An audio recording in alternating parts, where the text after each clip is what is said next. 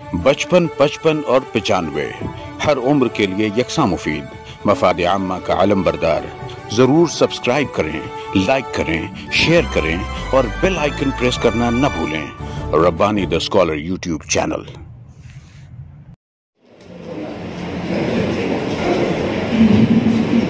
बहुत ही अच्छी बातें यहाँ पर पेश की दीदी साहबा ने।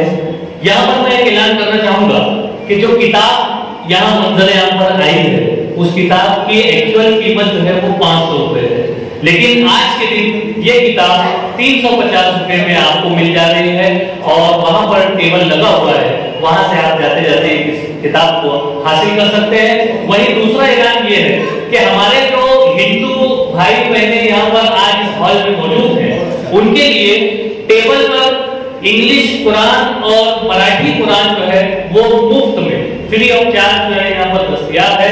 आप भी जाते वक्त जो है अपना तोहफा जो है वो लेते जाएं और दीगर लिटरेचर भी यहाँ पर मौजूद है। और दीगर सामईन के लिए अल्लामा जलालुद्दीन कासमी साहब की 2 किताबें जो है वो वहां टेबल पर मौजूद है। तो आपसे भी गुजारिश है कि आप जिस वक्त जाएंगे, अभी प्रोग्राम तकरीबन 8 से 9 घंटा चलेगा, उसके बाद जब आप जाएंगे तब जाते जाते आप उन किताबों को तो फतन ले जा सकते हैं। अभी आपके सामने यहाँ पर बच्ची जो है अनाबिया मोहम्मद आसिफ बागवान, ये बच्ची यहाँ पर आ रही है जो कि महेश्वर सूत्र और साथ ही साथ यहाँ पर प्रार्थना जो है वो संस्कृत जबान में पेश करेगी।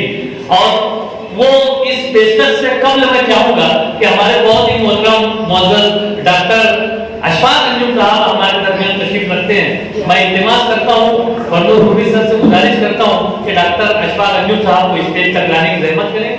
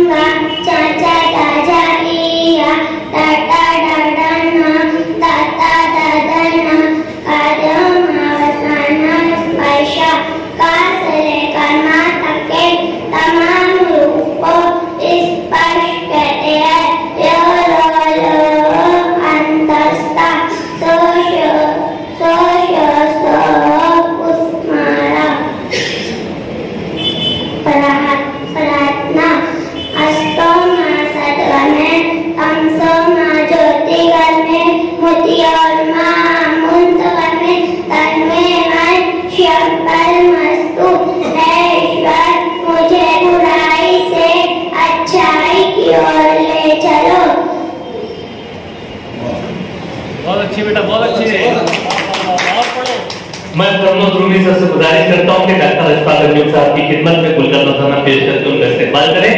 आइए यहाँ पर हमारे बहुत बड़े अजीज दोस्त मोहतरम इम्तियाज खलील साहब तशरीफ रखते हैं। मैं बड़े अदब एहतराम के साथ उन्हें मदऊ करता हूँ कि यहाँ तशरीफ लाएं और अपने एहसासात और ख्यालात का इजहार करें। मोहतरम इम्तियाज खलील साहब। अस्सलाम वालेकुम रहमतुल्लाहि व बरकातहू। शेख जलालुद्दीन कासमी साहब, मुझे लगता है कि शहर में जो बैरून शहर से लोग आए और आकर के शहर को कुछ नवाजा है, कुछ दिया है, जिससे न सिर्फ ये कि शहर के जो अहले इल्म है उन्होंने फैल उठाया है, बल्कि अदबी इल्मी दुनिया में शहर का नाम हुआ है। एक बड़ी नेमत के तौर पे जो है शेख जलालुद्दीन साहब हमारे शहर में हैं। मैं अपने आप को इस बात को मुकल्लफ नहीं पाता कि संस्कृत के हवाले से कुछ बात कर सकूं। मैं यहाँ सुनने के लिए आया था और सुनना ही पसंद करूँगा। बस आपको मुबारकबाद पेश करता हूँ और कोशिश यही है कि ज़बानें जो है हमेशा जो है वो मिलाने के लिए कहना चाहिए वजूद में आती हैं। कम्युनिकेशन के लिए यही है। संस्कृत किसी वजह से चूंकि प्रयत्न कर ली गई थी कुछ चीज़ों में कि कुछ लोग पढ़ सकते हैं, कुछ लोग नहीं पढ़ सकते हैं। आज जब इसका सिलसिला शुरू हो रहा है तो ऐसी जगह से शुरू हो हो रहा है कि किसी उपमान में नहीं होगा कि एक आलिम दीन जो है वो संस्कृत पढ़ाना चाह रहा है। एक बहुत अच्छी शुरुआत है और मुझे लगता है कि ये मज़ाहिब को समझने का एक नया जो है पर्सपेक्टिव हो सकता है। उसके लिए मुबारकबाद पेश करूंगा। बहुत शुक्रिया।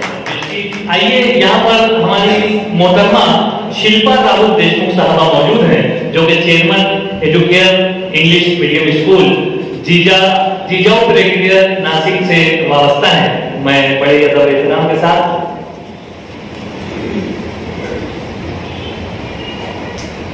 लाभले आम्हास भाग्य बोलतो मराठी, जाहलो खरेच धन्य ऐकतो मराठी, जात धर्म पंथ एक जाणतो मराठी, जात धर्म पंथ एक जाणतो मराठी, सर्व जगात एक माय मानतो मराठी। आज मराठी दिनाच्या निमित्ताने आपण आज जे अनावरण केलेलं आहे साजिद सिद्दीकी सरांच्या पुस्तकाचं, हा एक अनमोल वारसा राहणार आहे मालेगावसाठी असं मला वाटतं। हे जे पुस्तक आहे हे संस्कृत आणि उर्दू ग्रामरचं आहे।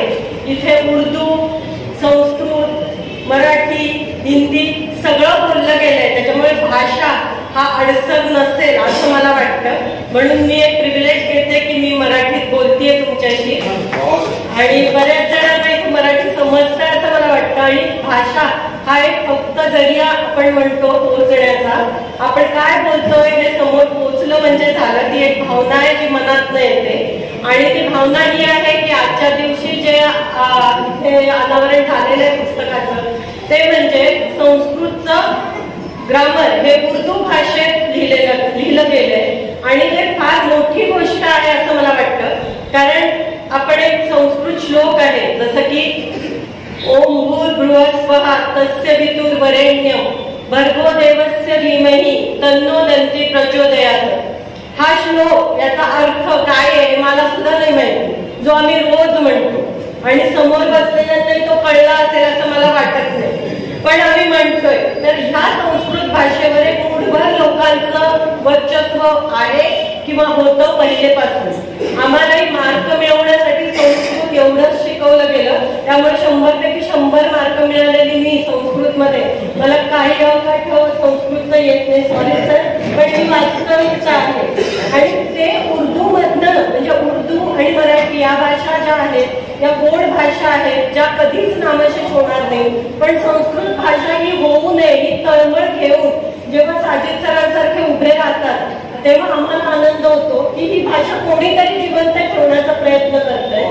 आणि ही भाषा जी आहे ती पोचली नव्हती। जी गीता आमची आहे, जो धर्मग्रंथ आहे तो लिहिला गेला संस्कृतमध्ये, तो सुद्धा सामान्य जनांना कळत नव्हता आणि त्यावेळेस ज्ञानेश्वरांनी ही तळमळ जाणली आणि ज्ञानेश्वरीच्या रूपाने त्यांनी ती मराठी सर्वसामान्य लोकांपर्यंत पोहोचवली।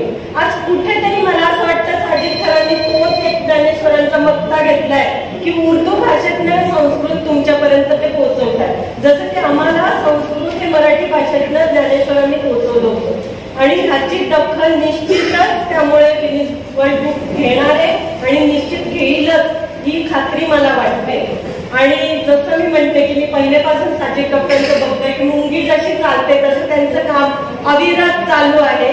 कित्येक त्यांना अडचणी आल्या, घरून म्हणा, समाजाकडून म्हणा, त्यांना बऱ्याचदा प्रॉब्लेम सुद्धा क्रिएट झाले, पण ते अजिबात हटले नाही, कारण तो मार्ग किंवा जे ते करतायत ते फार चांगलं काम आहे आणि चांगल्या कामाला निश्चितच सगळ्यांचा आशीर्वाद असतो।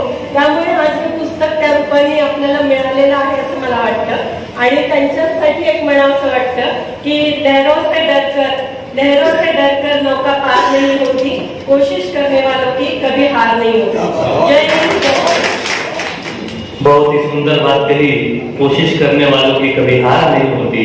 और यहाँ पर जो बच्चों का परफॉर्मेंस आप देख रहे हैं वो अल्लामा जलालुद्दीन कासमी साहब की सरपरस्ती में जो ये किताब का इजरा अमल में आया और उनकी सरपरस्ती में जो स्कूल चल रही है द नॉलेज इंग्लिश स्कूल, वहां के एक तालिब इल्म को मैं फिर आवाज दूंगा। सुदैन मोहम्मद याकूब यहाँ पर तशरीफ ला रहे हैं और ये आपके सामने महसूस सूत्र पेश करेंगे। यकीन जानिए कि मालेगांव शहर की ये वाहिद स्कूल है जहां पर नर्सरी के बच्चों को भी संस्कृत जबान सिखाई जा रही है। ये मालेगांव शहर की वाहिद स्कूल है जो अल्लामा जलालुद्दीन कादरी साहब की सरपरस्ती में फरदौस रूमी सर की रहनुमाई में जारी है।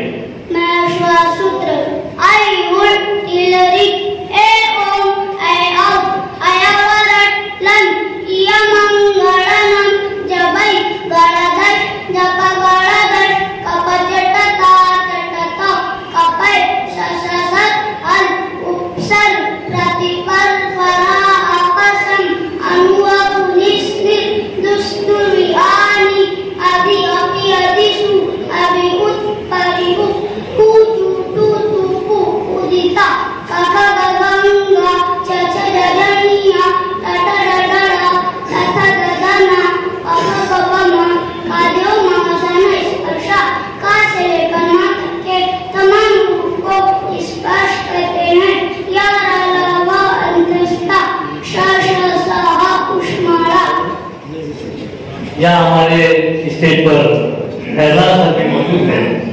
मैं चाहूंगा कि आप भी अपने तासुरात हमारे सामाईन के सामने पेश करें, हाज़रीन के सामने पेश करें। मोहतरम फैजान सर। पहले थोड़ा हिंदी में बात करेगा, बाद में मराठी में बोलूँगा। आज का जो दिन है ना, हम संस्कृत में इसको मणिकांचन योग कह सकते हैं, क्योंकि उर्दू एक लैंग्वेज है और संस्कृत एक अलग लैंग्वेज है। दोनों लैंग्वेज को एक धागे में डालने का काम जो मौलाना साहब ने किया है, इसको हम संस्कृत में शब्द में संस्कृत भाषा सूत्रबद्ध बहुत कम शब्द में बहुत ज्ञान बताती है, तो उसको मणिकांचन संयोग कह सकते हैं। एक मणि में एक कांचन में एक मणि का संयोग हो गया है। तो ये जो संस्कृत ग्रामर उर्दू लोगों के लिए जो उर्दू भाषिक लोग हैं उनके लिए लोगों ने अवेलेबल करके दी, तो सबसे पहले मैं उनको एक मुबारकबाद पेश करता हूँ कि ये बहुत कठिन काम है, क्योंकि उनका भी काम होता है ना, तो उसके लिए उसका हेतु देखा जाता है। मैं एक बात बताता पहले कि 5-6 साल पहले साहब जब मुझे पहली बार मिलने के लिए आए ना, तो उन्होंने मुझे ऐसा कहा कि मुझे संस्कृत पढ़ना है। तो वो जब भी आते हैं ना, तो मुझे 2-3 मिनट मैं शॉक हो जाता हूँ कि वो क्या बोल रहे हैं, क्योंकि मेरे पास जो लड़के आते हैं छोटे छोटे होते हैं। इतना बड़ा स्टूडेंट मैंने पहली बार देखा था जिसको संस्कृत पढ़ना था, और मैं बहुत छोटा हूँ संस्कृत पढ़ाने के लिए। तो मैंने उनको कारण पूछा कि आपको संस्कृत क्यों पढ़ना है, क्योंकि कौन से भी हम कृति करते हैं तो उसके लिए हेतु पर्पस उसका जान लेना बहुत जरूरी है।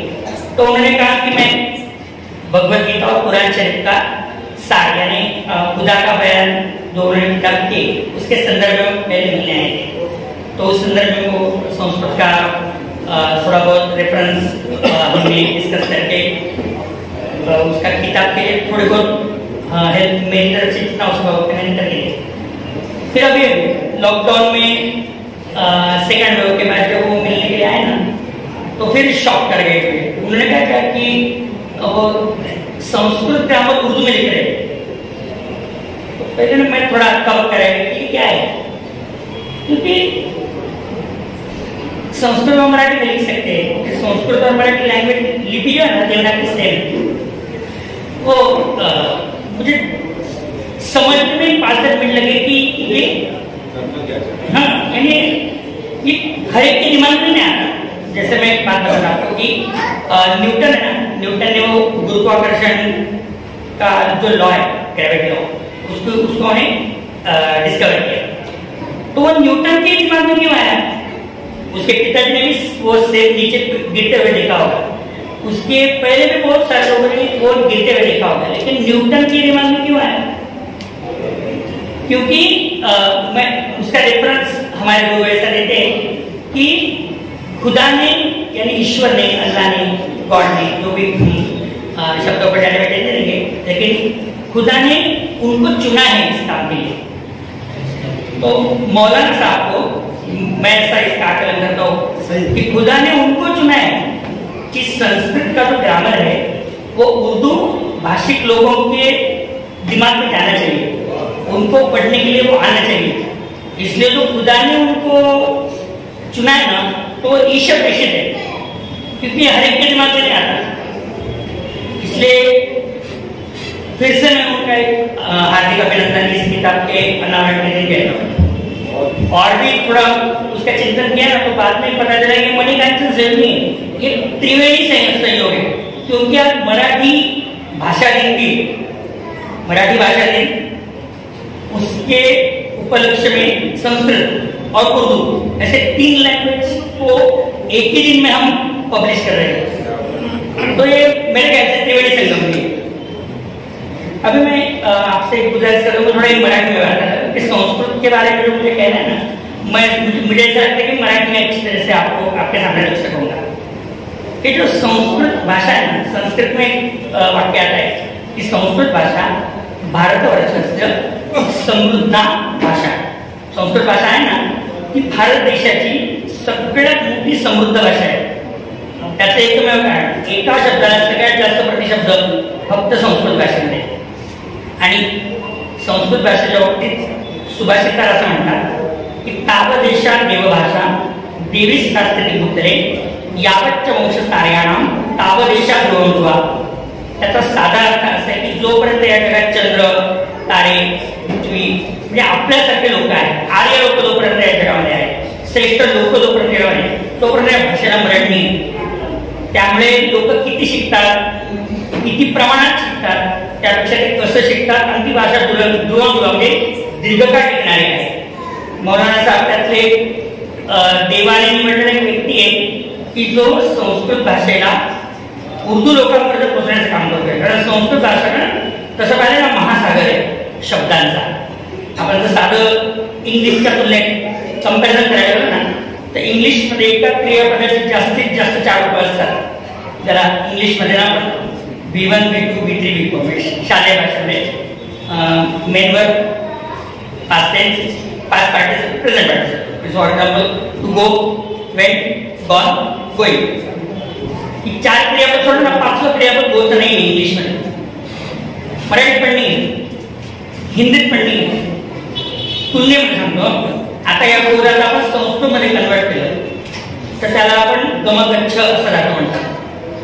त्याचा पहिला जर लकार केला टेन्स, तर त्याचे नुसते एका टेन्स मध्ये 9 रूप आहेत। प्रथम पुरुषाची 9 आहे, उत्तम पुरुषाची, मध्यम पुरुषाची 9 आहे, 3 आहे आणि उत्तम पुरुषाची 3। म्हणजे नुसते एका टेन्स मध्ये, एका काळामध्ये, ज्याला आम्ही संस्कृतमध्ये लकार असं म्हणतो, ज्याला आपण लट लकार असं म्हणतो, नुसता लट लकारात त्याची 9 रूप आहेत। नंतर भूतकाळात पण त्याची 9 रूप आहेत। आज्ञार्थ, आता जर कमांडिंग वर त्याला आपण गेट आउट, कमिंग, हे आज्ञार्थाचे रूप आहे। कुठल्याही भाषेमध्ये त्याला क्रियापदाचं स्वरूप नाही, संस्कृतमध्ये त्याला स्पेशल प्रत्यय आहे, त्यामुळे त्याचा काळ तसं तो अर्थ आहे, पण त्याला क्रियापदाचं स्वरूप दिलेलं आहे, त्याला आपण लोट लकार म्हणतो। त्यानंतर विधिलिंग लकार आहे, नंतर लोट लकार आहे। तर नॉर्मली सगळ्या भाषेमध्ये आपण 3 टेन्स मानतो, म्हणजे भूत, भविष्य, वर्तमान, present tense, past tense, future tense. संस्कृतमध्ये 2 टेन्स अर्थ आहे, त्याला टेन्सचं स्वरूप आहे।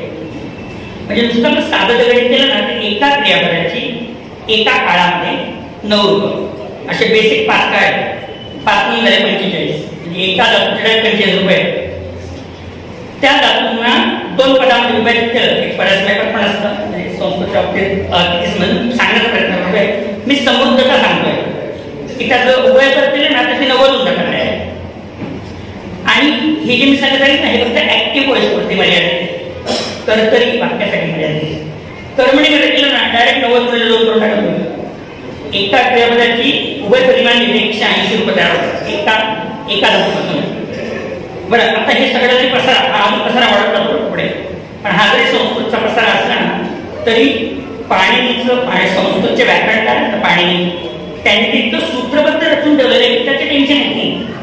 180 एक नॉर्मल 10वी शिकणाऱ्या विद्यार्थ्याला एका क्रियापदाची 90 रूप समजा येतात, तर ती 90 रूप यूज करण्यासाठी एक विशिष्ट पॅटर्न पाणिनीच्या व्याकरणकाराने बनवून ठेवलेला आहे, त्यामुळे त्याचं ओझंही वाटतं। म्हणून मग संस्कृतचा अभ्यास का करायचा किंवा वेदांचा अभ्यास का करायचा, तर ऋषीमुनी सांगतात निष्कारणेन षडांगो वेदाध्ययना निष्ठ।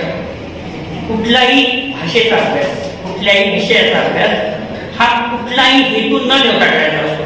म्हणजे काय तर हेतू पवित्र असला आहे. म्हणजे मी एक उदाहरण देतो. समजा आपल्याला कोणी विचारलं माझं तुझं आईवर प्रेम का आहे तर काय करा तर आईवर प्रेम आहे हे जर आपण खूप पानभर वाटण्यात सांगू शकतो ना एका शब्दात समजून द्या आईवर प्रेम नाही आपलं. पण माझं आईवर प्रेम का आहे 2 मिनिटं स्तब्ध होऊन जाईल. प्रेम असेल ना ते व्यक्त नाही करता येणार. मी तुम्हाला तेच सांगतो की जेव्हा त्यांच्या मनात पहिल्यांदा विचारायला असेल ना तो ईशप्रेषित होता. म्हणून मी पुन्हा एकदा त्यांचं अभिनंदन करतो. तुमच्या जास्त वेळ घेत नाही पण संस्कृत भाषेचं उर्दूमध्ये कन्वर्जन करणं हे एक शिवधनुष्य पेलण्यासारखं आहे. त्याच्या थोड्या त्रुटी असू शकतात पण ती एक सुरुवात आहे. म्हणजे fear of God is the beginning of wisdom म्हणतात. म्हणजे भक्तीची सुरुवात भीतीपासून होते. चुका असतील ठीक आहे चुका कोणा माणूस मात्र चुकीच करतात चुका होतात. चुका एडिशन मध्ये होऊन जाते. एखादा पाय गोडा राहून गेला असताना हलंत वळण असेल स्वर असेल आपल्या मुलांनी पण इथं सूत्र म्हटले. त्यांच्या आवाजात जो निरागसपणा आहे ना तो देवाला आवडतो. त्यामुळे तो निरागसताची ना लिहिण्याची त्याला खरोखर मी आमच्यातर्फे आमच्या गुरुकुलतर्फे आणि आमच्या पूर्ण परिवाराकडे त्यांना हार्दिक अभिनंदन करतो आणि त्यांची अशी उत्तरोत्तर प्रगती होत जाऊ अशी देवाकडे शुभकामना करतो. आइए यहाँ पर एक बच्चे का और परफॉर्म हम देखते हैं. मैं सादिक अफजल अहमद से गुजारिश करता हूँ कि सिद्दीक अफजल से गुजारिश करता हूँ कि आप तशरीफ लाएं और महेश्वर सूत्र और जो भी आपने संस्कृत में याद किया है वो उसे पेश करें. महेश्वर सूत्र आयुर दिलोरी ए ओ आई अम हयावान लन या मंगलादर जबै गरादर शबा गरादर काका जनता कनदा कामै सससर हर उपसन प्रतिभाग फला आकाशम अनु औदी दिक दुस्तुलियादी Adia piatiku abiu bariu kucutu tuku kudita kakak kakak angga caca cacaria tadadadana tadadadana apa bapa kare mafana spasha काफले कलमा करके तमाम रूह को स्पर्श करते हैं.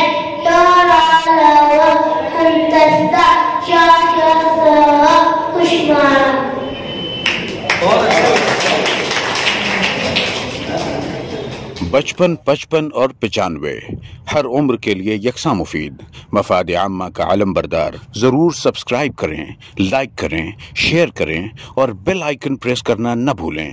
Rabbani the scholar YouTube channel. Rabbani the scholar YouTube channel इल्मी, अदबी, दीनी, मिल्ली, समाजी, सकाफती, तहजीबी, फलाही, तिब्बी, फ़न्नी, माशी, तिजारती, माशरती, इंतज़ामी, इनकलाबी, तहरीकी, तहकीकी, तकनीकी, तफ्तीशी, तामीरी, तालीमी व मालूमाती यूट्यूब चैनल. ज़रूर सब्सक्राइब करें, लाइक करें, शेयर करें और बेल आइकन प्रेस करें. Rabbani the scholar YouTube channel.